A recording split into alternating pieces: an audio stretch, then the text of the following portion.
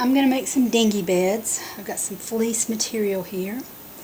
I have it folded so that the pretty sides, or the right side, are together. To tell which is the right side, you can pretty much tell the right side has a clearer margin on any graphics, and then when you roll out the edge, it's very, very clear as compared to the back that's still kind of fuzzy. To make one dingy bed, you need 2/3 of a yard of fabric. You can use any fabric you want. I use fleece because cats like it. It's soft, it feels warm to them, and they love to get in the way while you're making it, which makes it interesting. These are my patterns. They're just ovals I made out of big sheets of paper. You can use anything you want. These happen to be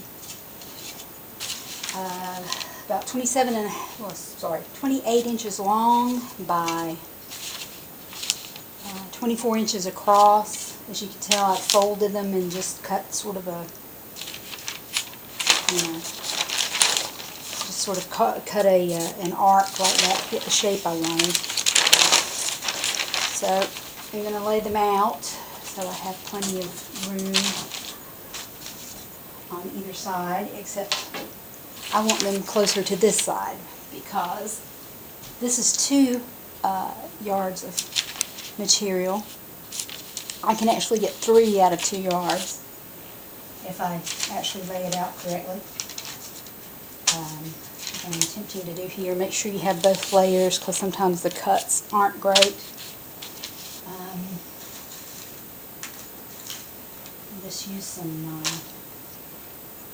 sewing pins to tack them down on either end and each side. Makes it a little easier. You can do it without, but you might wind up with 2 different shapes or some other sort of atrocity that might not work.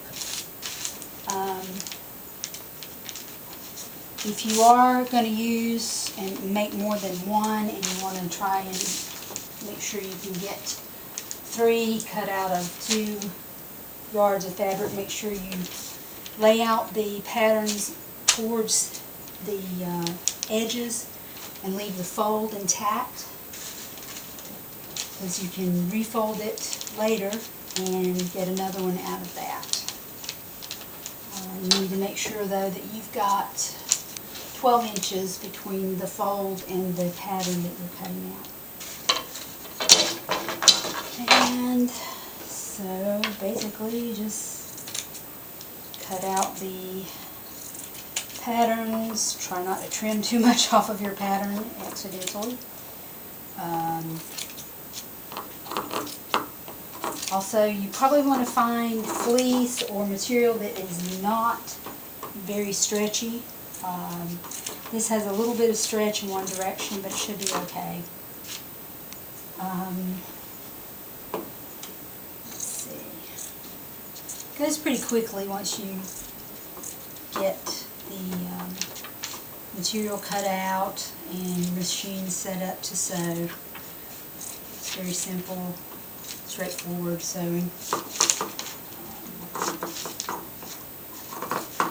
Cutting it out is probably the most tedious part of the whole venture.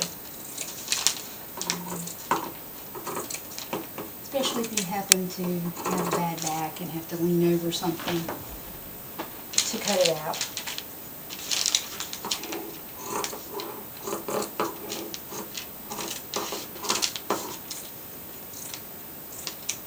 Okay, let me cut out. And now for the next one.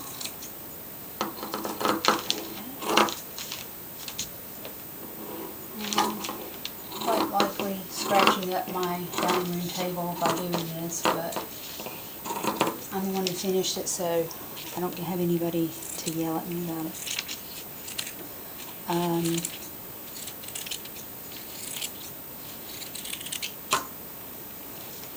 trying to cut in strange directions is a bit of a problem for me.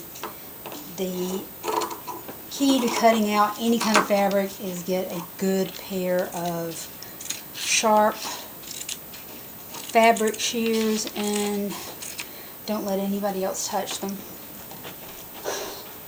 Like to cut out things out of paper or cardboard or any other non-fabric material. Oops.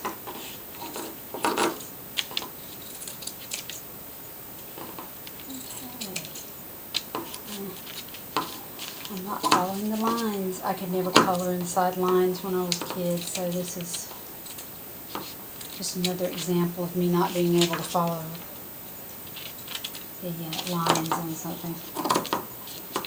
If it helps, you can put more pins in to hold the paper down.